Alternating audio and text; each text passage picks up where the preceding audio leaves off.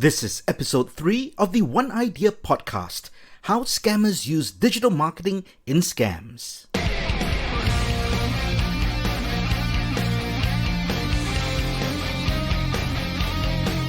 This podcast is produced by Evolve and Adapt, a certified marketing consultancy firm based in Singapore and Malaysia. If you need the strategy and marketing implementation work for your business to succeed in the digital economy, reach out to us at evolveadapt.com. Dear citizens, my name is JC Sum.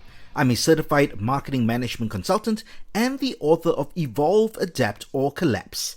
I'd like to share a news article from Channel News Asia dated 21st February 2022.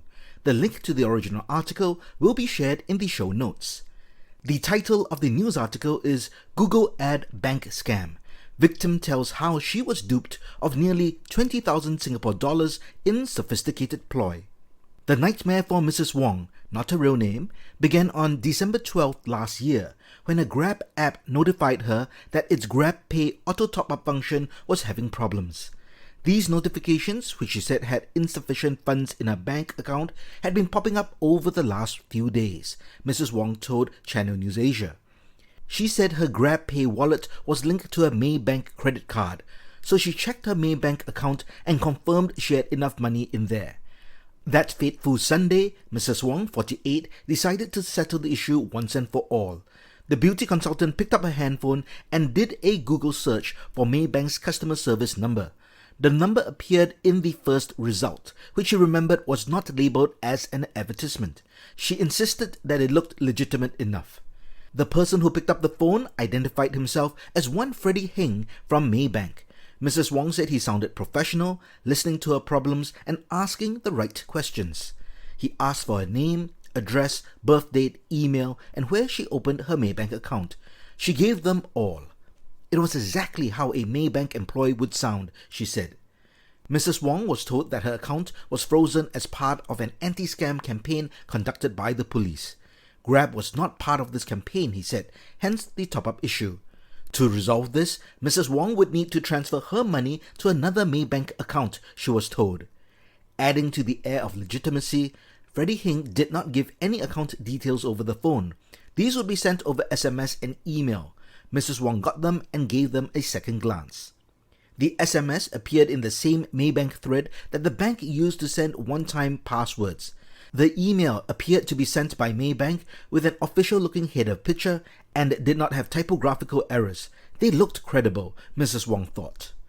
Mrs. Wong increased her transfer limit and proceeded to send almost $19,000 to the other account, which she said had been created under her name. Soon, Freddie Hing called again to confirm the transfer was done. Mrs. Wong said yes and went back to work. The article continues to report that Mrs. Wong realized she might have been scammed, so contacted the real Maybank and the police. The scam in question is known as a phishing scam. Phishing is spelt Phishing. According to Wikipedia, it is a type of social engineering when an attacker sends a fraudulent, example spoofed, fake or otherwise deceptive message designed to trick a person into revealing sensitive information to the attacker or to deploy malicious software on the victim's infrastructure like ransomware. There has been quite a lot of such scams on the rise in Singapore recently, most notably the OCBC phishing scam. The scam, which saw nearly 800 customers losing a combined 13.7 million Singapore dollars, mostly over the year-end festive period, was by far the most serious phishing scam involving spoofed SMSs impersonating banks. In the case of the OCBC phishing scam, the victims were sent text messages, apparently from the bank, with links for them to supposedly log into their accounts. However, unknown to them, they were logging into a fake site that looked like the bank's site. Within minutes of keying in their account information and one-time password, the scammers hijacked the bank account and transferred all their money out. The Maybank phishing scam I shared in the article earlier is a bit different and is actually even more sophisticated. In this case, there was no phishing link included in the text message to click on. The first message also did not originate from the bank, but from Grab, a well-known app that most people would be on. I should point out that the headline of the news article is actually incorrect. It says Google ad scam, but the victim specifically said she did not click on an ad. This is what makes this particular scam so sophisticated. First, let me explain what a Google ad is, or in this case, more specifically, a Google search ad. It is an ad that appears at the top of a Google search results page. You will often see the top 3 listings with the word ad beside it. These are advertisements and are not organic results. Any advertiser with a Google ad account in good standing can set up and run a Google search ad. To keep the explanation simple, the advertiser pays Google to show their ad when a user types in a trigger keyword into the Google search bar. The trigger keyword in this case is likely Maybank or Maybank customer service. So in this case, if the scammer were to use Google Ads, when someone searches for Maybank or Maybank customer service, the scammer's website link will appear as an ad.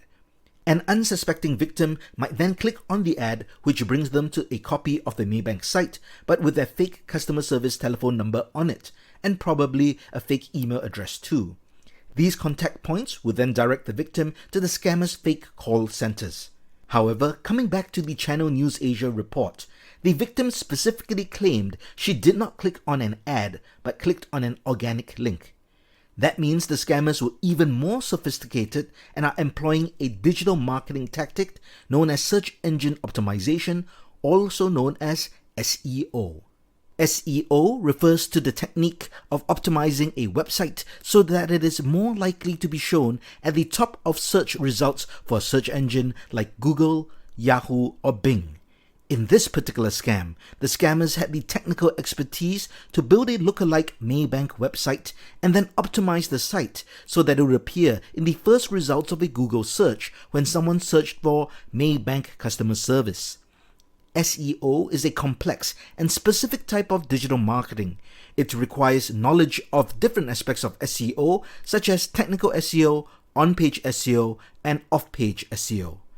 In the context of the scam, it makes it even harder for someone to identify the scam because the link they click on is not an ad, but what is known as an organic link, which the victim finds on their own.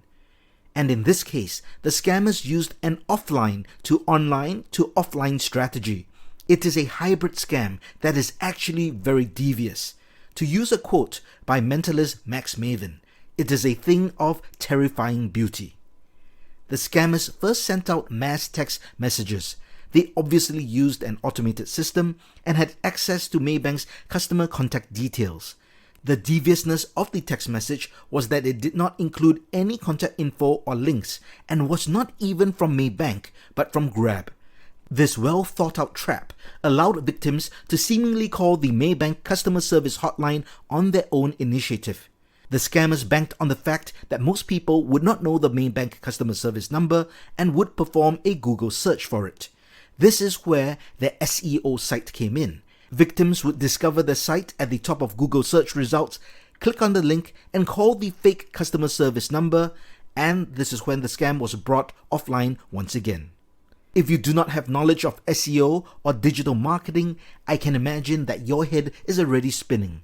It is important to note that SEO is just one form of digital marketing.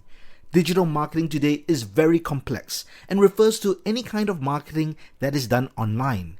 This includes SEO, as we just discussed, paid advertising, content marketing, influencer marketing, email marketing, and social media marketing, just to name the most common forms. Scammers are using all forms of digital marketing to try to scam people. I'm sure you've seen shady ads, social media posts, videos, and emails that seem suspicious. So how can you protect yourself from being scammed online? Here are some tips, so write them down. Number 1. If you have to visit a website specifically to check an online account or to make changes to your settings, never click through a link in a text message, WhatsApp message, direct message, private message, email, or a pigeon with a note tied to its leg. This includes links for logging into your bank accounts, Google accounts, social media accounts, or even sites like Netflix, Amazon, eBay, or Shopee.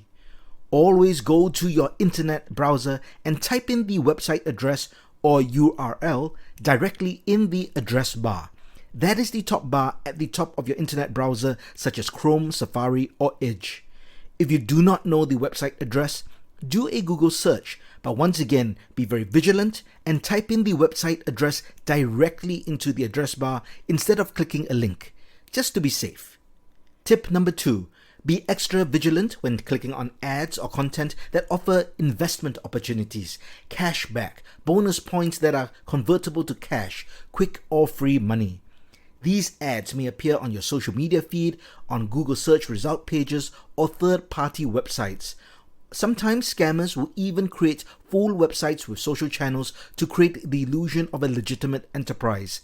The scam could take on any form, such as a Ponzi scheme. So it is best to just be very careful at every step and defer to friends who might be more knowledgeable in this area. Tip number 3. Whenever you receive emails from banks, government agencies, courier companies, online marketplaces, Google, or any organization that wants you to confirm account information or to make payments, always check the actual email address that the email is being sent from. Do not just look at the display name. Scammers always change the display name to misrepresent themselves. The email content may also look exactly like the real thing because scammers will duplicate headers, logos, and email signatures. So be sure to click on the email and look at the actual email address.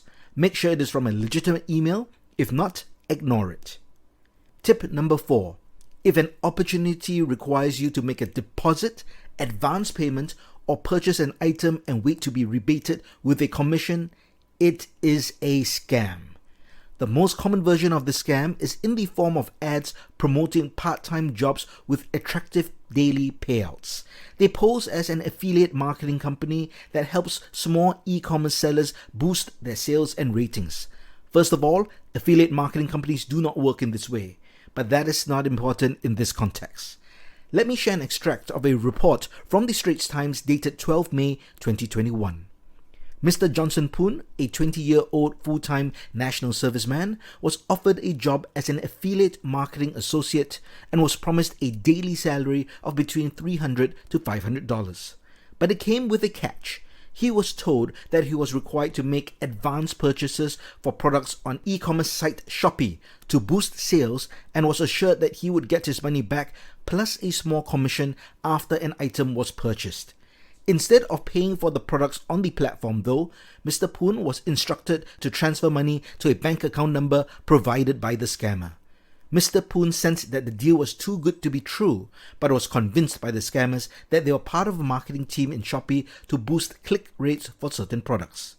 Within minutes of taking up the job on Monday, Mr. Poon made a $15 profit from 2 assignments that involved transferring $40 and $150 of his own money. Emboldened, he heeded instructions to transfer larger sums totaling $2,200.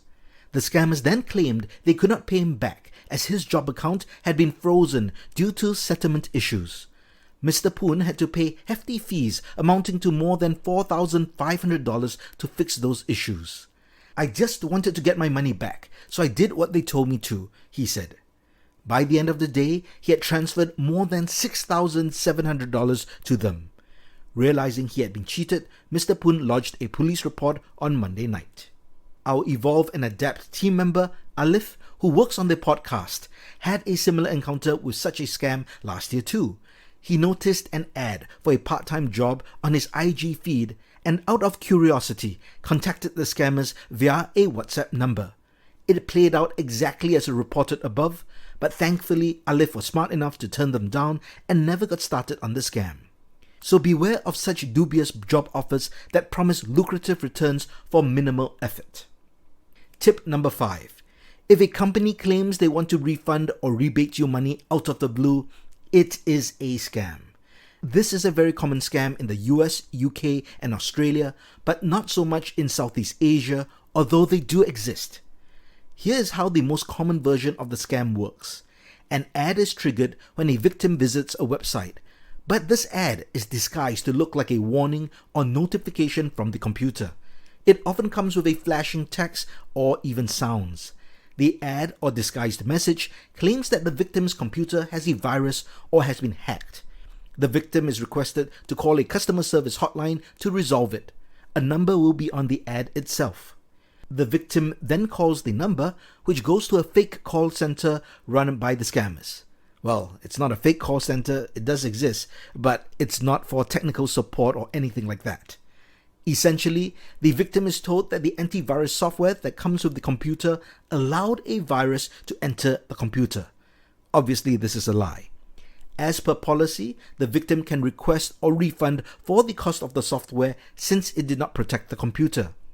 The scammer then requests that the victim download a peer-to-peer connection software so they can help repair the computer and initiate the refund. Many victims fear the computer is infected and also are lured by the prospect of the refund, so they comply. The refund generally is not a lot of money, ranging from $50 to $300. Once the peer-to-peer software is connected, the scammer has control of the victim's computer. They then ask the victim to log into their PayPal account or bank account so that money can be refunded to them. They tell the victim that they cannot see anything on the computer screen because of the encryption from PayPal or the bank. Of course, this is a lie as well. Once the victim has logged into the account, the scammers can freeze the control of the computer from the victim and blank out the screen on the victim's end. They then proceed to quickly transfer money out of the PayPal or bank account or make purchases in the form of redeemable gift cards. Naturally, the victim realizes this only when it is too late. These type of scammers tend to target the elderly who may not be familiar with computers. Make sure never to give control to your computer to anyone you do not know personally, and never ever download any software that a stranger requests you to download. To learn more about the different levels of such scams, check out several informative channels on YouTube that will be shared in the show notes. Finally, tip number 6. As a general rule, if something is too good to be true, it is. If you follow this single rule, you probably can avoid 99% of scams. Scammers prey on greed.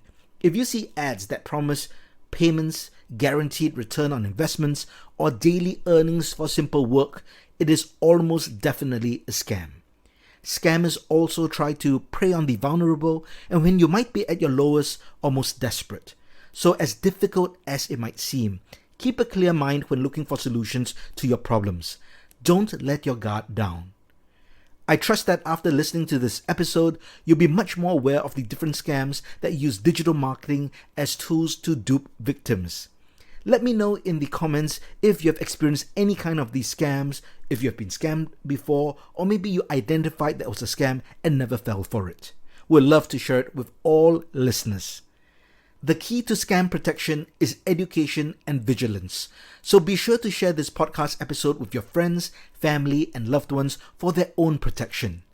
Finally, if you'd like to learn how to become a millionaire in 3 simple steps, just send me $99 and I'll tell you how. I hope you enjoyed this episode of the One Idea podcast. Catch every episode by subscribing to the podcast on Apple Podcasts, Spotify, Google Podcasts, or on your favorite podcast app. Just search for One Idea. ONEEYEDEER. As you know, a podcast needs listeners' reviews to grow. So please leave a 5-star review on Apple Podcasts. This ensures we can keep this podcast free forever. Check the show notes for details. If you'd like to learn more about the podcast, myself, or our consulting firm, head over to oneideapodcast.com. My name is JC Sum, and this has been One Idea.